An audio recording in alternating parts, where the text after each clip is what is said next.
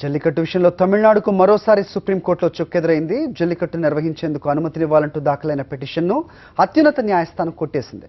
పొంగల్ పండుగ నేపథ్యంలో మధ్యంతర ఉత్తర్వులు ఇవ్వడానికి కూడా కోర్టు అంగీకరించలేదు. తీర్పు త్వరగా ఇవ్వాలని తమిళనాడు న్యాయవాదులు విజ్ఞప్తి చేయగా తీర్పు విషయంలో ఒత్తిడి చేయడం సరికాదని ధర్మాసనం వ్యాఖ్యానించింది.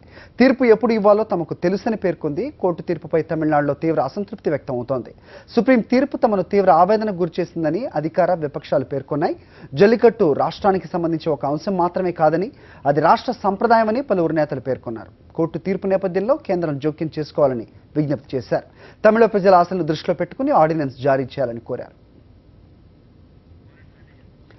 జల్లికట్టు నిర్వహించరాదని సుప్రీంకోర్టు స్పష్టం చేసిన నేపథ్యంలో తమిళనాడు ప్రభుత్వం ఎలాంటి స్టెప్స్ వేయనుంది? దీనిపై మరింత సమాచారం మా కరెస్పాండెంట్ సంజయ్ అడిగి తెలుసుకుందాం. సంజయ్, చెప్పండి, తమిళనాడు ప్రభుత్వం ముందున్న ఆప్షన్స్ ఏంటి? ఆర్డినెన్స్ కై పట్టుపడతారా, విజ్ఞప్తి చేస్తారా, ఏమనుకుంటున్నారు? మొత్తానికి సుప్రీం తీర్పు రాష్ట్రంలో ఏ విధమైన ఫీలింగ్ నెలకొని ఉంది?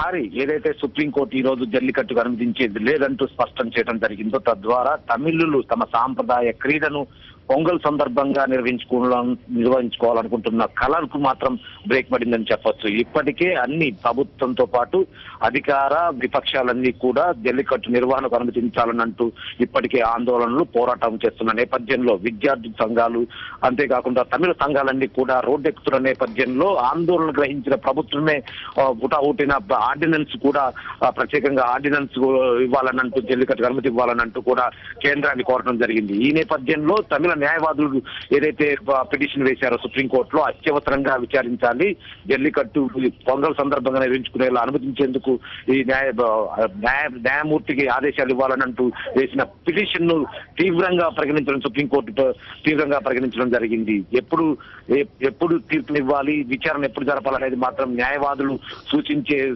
స్థాయిలో ఉండకూడదనంటూ కూడా విమర్శలు చేయడం జరిగింది.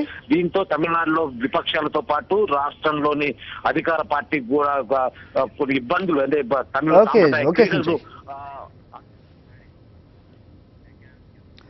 Some more updates from South. Jayalalithaa ఆస్తులపై దాఖలైన పిటిషన్ను మద్రాస్ హైకోర్టు కొట్టేసింది. జయ ఆస్తుల లెక్కెంతో తేల్చాలని, ఆ ఆస్తులను జాతీయం చేయాలంటూ దాఖలైన ప్రజా ప్రయోజన వ్యాజ్యాన్ని కోర్టు తోసిపుచ్చింది.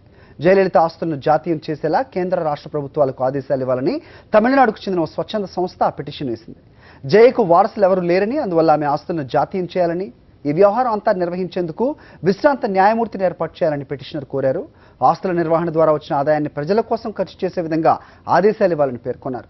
ఈ పిటిషన్పై స్పందించిన కోర్టు జయలలితకు వారసులు ఎవరూ లేనంటం కరెక్ట్ కాదని పేర్కొంటూ ఆ పిటిషన్ను కొట్టివేసింది.